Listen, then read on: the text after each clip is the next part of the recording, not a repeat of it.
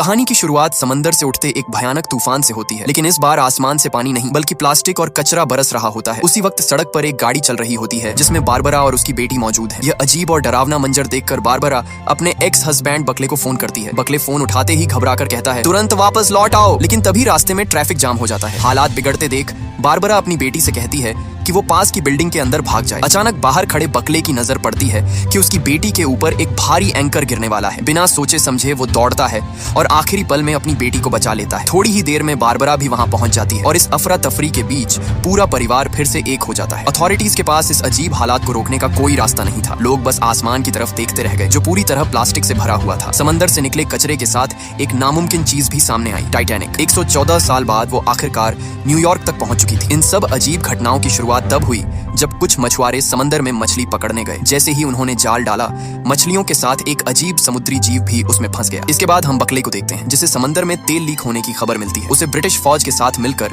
सफाई मिशन पर जाना होता है। मिशन से पहले वो लंदन से होकर जाता है ताकि अपनी बेटी करबी को सुरक्षित उसकी माँ के पास छोड़ सके। बेटी और एक्स वाइफ को अलविदा कहकर वो सार्जेंट हेना के साथ एयरपोर्ट पहुंचता है और मिलिट्री प्लेन में बैठ जाता है। थोड़ी देर बाद वो एक सीक्रेट लोकेशन पर पहुंचता है जहां उस समुद्री जीव की डेड बॉडी रखी होती है। वहां बताया जाता है कि यह जीव समंदर के किनारे से करीब 3 मील दूर मिला था। मछुआरों ने जैसे ही उस मॉन्स्टर को जाल से निकलते देखा, घबराकर उसे गोली मार दी। बाद में उन्होंने उसके शरीर को इंटरनेट पर बेचने की कोशिश की, लेकिन सही वक्त पर कर्नल ने एक्शन लिया। पूरा मामला दबा दिया गया और वह बॉडी आर्मी के लिए खरीद ली गई। पियर्स बताता है कि ऐसे समुद्री जीवों का जिक्र बहुत पुरानी कहानियों में मिलता है। इन्हें होमो एक्वा कहा जाता था। जब साइंटिस्ट्स ने बॉडी की जांच की तो उन्हें उसके गले के नीचे एक मोती मिला, बिल्कुल वैसा ही जैसा पहले मिले एक और स्पेसिमेन में था। समंदर के नीचे रहने वाले इन जीवों से संपर्क करने के लिए आर्मी ने पहाड़ों में कैंप लगाए और एक मशीन से सिग्नल भेजे। रात होने पर जब बाकी सब सो गए तो मॉर्गन और सारा को उस बॉडी की निगरानी की जिम्मेदारी दी गई। रात करीब 2:10 बजे दोनों को कुछ गड़बड़ महसूस होती है। अचानक जमीन में पानी भरने लगता है और सारा आगे बढ़ते हुए ढंसने लगती है। मॉर्गन उसे बचाने के लिए हाथ बढ़ाता है, लेकिन तभी किसी ताकतवर चीज ने सारा को जोर से नीचे खींच लिया। कुछ ही सेकंड में मॉर्गन भी उसी तरह जमीन के नीचे खींच गया। नीचे जाने से पहले वह मदद के लिए कॉल करता है, लेकिन कोई समय पर नहीं पहुंच पाता। तभी पता चलता है कि वह बॉडी भी गायब हो चुकी है। अचानक अलार्म बज उठता है और पूरा कैंप जाग जाता है। जनरल जब टेंट में पहुंचता है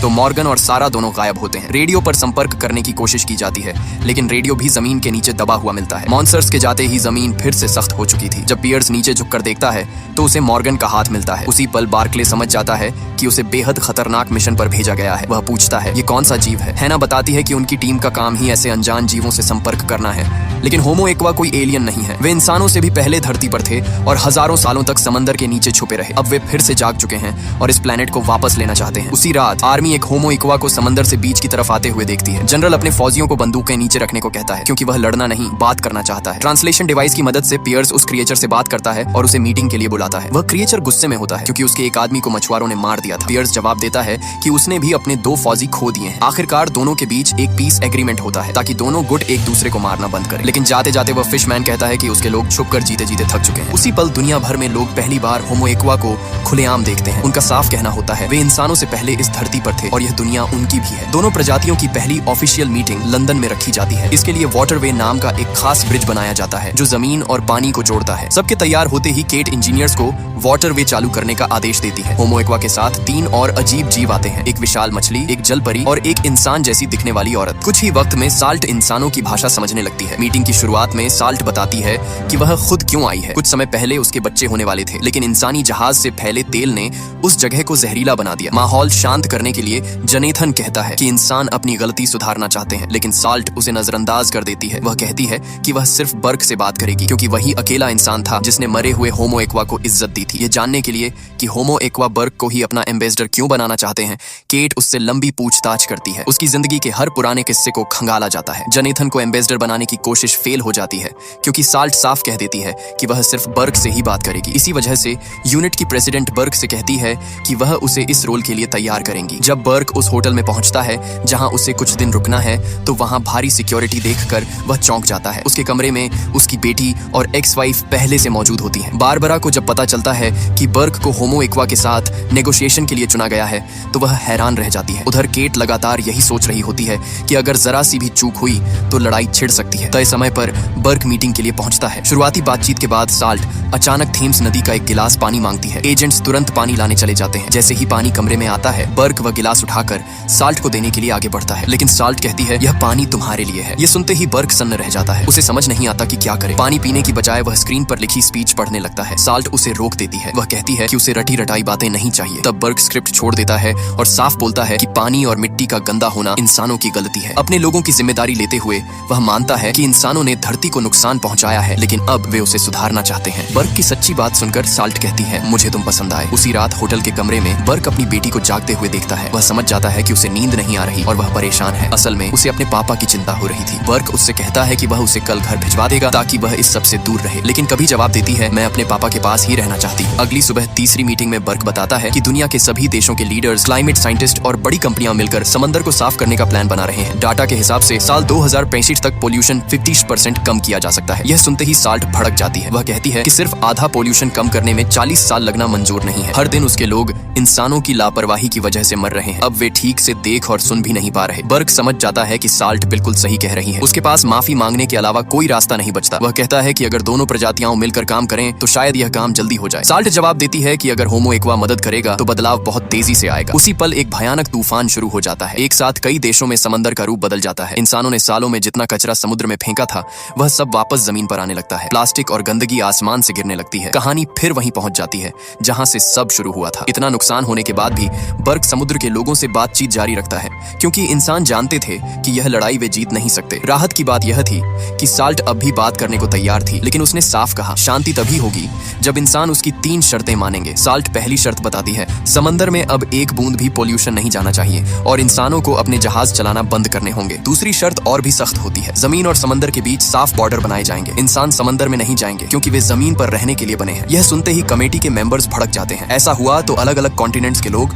एक दूसरे से कट जाएंगे। माहौल बिगड़ता देख साल्ट अपनी आवाज बदलती है और इंसान का रूप ले लेती है। उसका असर होते ही कमरा शांत हो जाता है। लोग सीटों पर लौटते हैं और साल्ट फिर अपने असली रूप में आ जाती है। अब वह तीसरी शर्त बताती है शांति के लिए अगली मीटिंग समुद्र के अंदर होगी। वह कुछ कोऑर्डिनेट्स देती है और कहती है कि बर्क को वहां खुद आना होगा। सिर्फ समंदर तक नहीं, उसे 5 मील नीचे डाइव करना पड़ेगा ताकि वह होमो एक्वा के घर में उनसे मिल सके। यही सब समझ जाते हैं कि अगली चुनौती कितनी खतरनाक है, क्योंकि 5 मील नीचे समंदर का प्रेशर इंसान के लिए जानलेवा होता है। आज तक कोई भी सबमरीन 5 मील नीचे तक जाने के लिए बनी ही नहीं थी। फिर भी बर्क, जनरल पियर्स और उसकी टीम वेसल में सवार हो जाते हैं। हैच को बोल्ट से पूरी तरह बंद कर दिया जाता है। लॉन्च के बाद मीटिंग पॉइंट तक पहुंचने में करीब 2.5 घंटे लगते हैं। सफर के दौरान छाहों लोग आपस में बात करने लगते हैं, अगर जिंदा लौटे तो घर जाकर क्या करेंगे। बर्क देखता है कि डैड बहुत घबराया हुआ है तो वह उसे शांत करने की कोशिश करता है। दूसरों को हौसला देते हुए बर्क खुद को भी संभाल रहा होता है। अचानक सबमरीन रुक जाती है। पियर्स ऊपर संपर्क करने की कोशिश करता है लेकिन कोई जवाब नहीं मिलता। कुछ ही देर में सबको लगता है कि सबमरीन बहुत तेजी से मूव कर रही है, जबकि सतह से उनका संपर्क पूरी तरह टूट चुका होता है। प्रेशर चेक करते हुए मिन हैरान हो जाता है। बाहर का प्रेशर बिल्कुल जमीन जैसा था, जो नामुमकिन लग रहा था क्योंकि वे 5 मील नीचे थे। तभी जोर का झटका लगता है और सारी लाइटें बंद हो जाती हैं। सभी तुरंत ऑक्सीजन मास्क पहन लेते हैं। जब हैच खुलता है तो सब चौंक जाते हैं। सबमरीन के अंदर पानी नहीं होता। वे बाहर निकलते हैं और देखते हैं कि वे समंदर के नीचे एक विशाल गुफा में खड़े हैं। वहां का तापमान करीब 21 डिग्री होता है और हवा में भरपूर ऑक्सीजन मौजूद होती है। इस अजीब जगह को देखकर टीम अभी संभली भी नहीं थी कि साल्ट सामने आ जाती है। वह बताती है कि इतनी गहराई तक पहुंचने वाले वे पहले इंसान हैं। यह पूरा माहौल खास तौर पर इंसानों के लिए बनाया गया है, इसलिए वे अपने ऑक्सीजन मास्क हटा सकते हैं। साल्ट उन्हें मीटिंग रूम में ले जाती है जहां उसकी प्रजाति के लोग जमीन और समंदर के भविष्य पर फैसला करने के लिए जमा होते हैं। उसी रात केट को एक कॉल आता है। उसे पता चलता है कि कई देशों के डिप्लोमेट्स आपस में कोडेड बातें कर रहे हैं। कॉल के दौरान ही केट पर स्नाइपर हमला करता है, लेकिन उसका बॉयफ्रेंड उसे बचाते हुए अपनी जान दे देता है। उधर टैड, जो अकेला डिप्लोमेट था जिसने मास्क नहीं उतारा, साल्ट को एक गिफ्ट देता है। बर्क को शक होता है कि वह ग्लोब सिर्फ दिखावा है। वह तुरंत आगे बढ़ता है, लेकिन तभी जोरदार धमाका हो जाता है। ब्लास्ट में कई होमो एक्वा मारे जाते हैं और बर्क की पूरी टीम खत्म हो जाती है। सिर्फ बर्क बचता है क्योंकि साल्ट उसे बचा लेती है। उधर शेरले को मिशन पर गए डिप्लोमेट्स की मौत की खबर मिलती है और वह तुरंत मीडिया को जानकारी दे देती है। जल्द ही दुनिया को एक वीडियो दिखाई जाती है जिसमें लगता है कि साल्ट ने जानबूझकर बर्क और उसकी टीम को मारा है। संदेश साफ होता है, जो भी इंसान समंदर में जाएगा उसका यही अंजाम होगा। लेकिन सच्चाई कुछ और ही होती है। वह वीडियो नकली था। सरकार ने जानबूझकर दोनों प्रजातियों के बीच नफरत फैलाने के लिए यह सब किया था। तेजी से सतह की तरफ तैरते हुए साल्ट देखती है कि बर्क को बचाने के लिए हेलीकॉप्टर भेजा गया है। जमीन पर पहुंचते ही बर्क साफ बताता है कि ब्लास्ट का रीजन डेड था। केट उसकी बात मान लेती है, लेकिन कहती है कि साल्ट से पूछताछ जरूरी है। फिलहाल साल्ट को हिरासत में ले लिया जाता है। केट तुरंत यह पता लगाने में लग जाती है कि उस आदमी को पैसे किसने दिए थे। जांच में सामने आता है कि उसे स्टेज 4 कैंसर था और वह मिशन पूरा करने के लिए कुछ भी कर सकता था। साल्ट की तेज समझ की वजह से उसकी प्रजाति पर आरोप नहीं जाता, लेकिन फिर भी उसे एक स्टील के डब्बे में बंद कर दिया जाता है। जब बर्क को पता चलता है कि साल्ट पर लैब में एक्सपेरिमेंट होंगे तो वह एक्शन एक्शन लेता है। वह ट्रक की चाबी उठाता है, गाड़ी रिवर्स करता है और डब्बे को नदी में गिरा देता है। साल्ट आजाद होते ही बर्क भी पानी में कूद जाता है और साल्ट उसे बचा लेती है। उसी रात होमो एक्वा इंपीरियल हाउस में नई मीटिंग बुलाते हैं। इस बार साल्ट की जगह टाइड नाम का सीमैन आता है। वह गुस्से में कहता है कि इंसान इतने पागल हो चुके हैं कि अपने ही लोगों को धमाके में मरवा दिया। केट माफी मांगती है, लेकिन टाइड सिर्फ एक सवाल पूछता है, साल्ट कहाँ है? वह कहता है कि उनके लिए साल्ट अब गद्दार है क्योंकि उसने अपने लोगों की बजाय एक इंसान को बचाया। जब उसे पता चलता है कि साल्ट बर्क की मदद से भाग चुकी है और अब गायब है,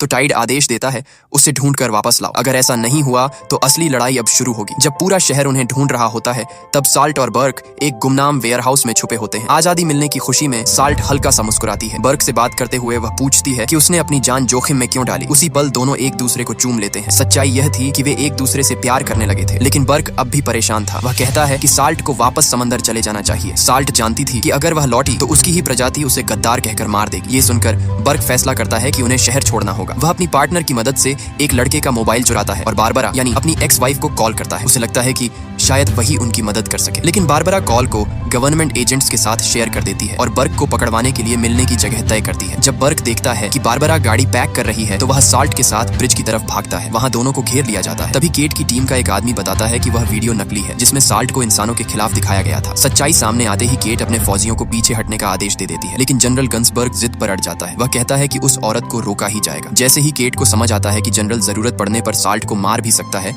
वह तुरंत अपनी टीम को आदेश देती है, टारगेट बदलो और ब्रिटिश फौजियों पर बंदूक तान दो। दोनों फौज आमने सामने खड़ी होती हैं। हालात बेकाबू होने ही वाले होते हैं कि तभी साल्ट एक भयानक चीख मारती है और नदी में कूद जाती है। उसी रात होमो एक्वा एक अजीब आवाज निकालते हैं। समंदर के पास के शहरों से सारे कुत्ते खींचते हुए बीच तक आ जाते हैं। फिर फिशिंग नेट्स से उन्हें पकड़ लिया जाता है। अगले दिन जब जानवरों के बारे में पूछा जाता है, तो टाइड ठंडे लहजे में कहता है, हमने उन्हें खा लिया, ठीक वैसे ही जैसे इंसान मछलियां खाते हैं। सैटेलाइट इमेजेस देखकर साइंटिस्ट डर जाते हैं। होमो एक्वा ग्लेशियर्स पिघला रहे थे। अगर ऐसा ही चलता रहा तो अंटार्कटिका हर साल 300 बिलियन टन बर्फ खो देगा। समुद्र का लेवल 1600 फीट तक बढ़ सकता है और ज्यादातर इंसान डूब जाएंगे। अब जनेथन टाइड से इंसानियत बचाने की बात करता है। जवाब में टाइड साफ कह देता है, इंसानों के पास सिर्फ 5 साल है। अगर इस दौरान प्लेनेट ठीक नहीं हुआ तो पूरी इंसानी प्रजाति खत्म कर दी जाएगी, क्योंकि तुम लोग इस धरती पर रहने लायक ही नहीं हो। उधर अथॉरिटीज तय करती हैं कि बर्क का क्या किया जाए। उसे एक होटल रूम में निगरानी में रखा जाता है। एक दिन खाना खाने के बाद बर्क बेहोश हो जाता है। उसके कमरे में साइंटिस्ट घुसते हैं। सोते वक्त उसके शरीर में इंजेक्शन दिया जाता है और फिंगरप्रिंट ले लिए जाते हैं, ताकि बाद में उसे झूठे इल्जाम में फंसाया जा सके। साइंटिस्टों के जाते ही बर्क को होश आ जाता है। वह चुपचाप बीच की तरफ चला जाता है, इस उम्मीद में कि शायद साल्ट मिल जाए। सूरज निकलते ही फिश वुमन सामने आती है। बर्क उसे देखकर दौड़ता है। उसे जिंदा देखकर वह राहत महसूस करता है, लेकिन भागने की बजाय साल्ट कहती है कि टाइड के साथ नया एग्रीमेंट मांगो। अगर ऐसा नहीं हुआ तो उसके लोग पूरी इंसानी प्रजाति को खत्म कर देंगे। इतना कहकर वह जाने लगती है। जाने से पहले साल्ट बर्क को किस करती है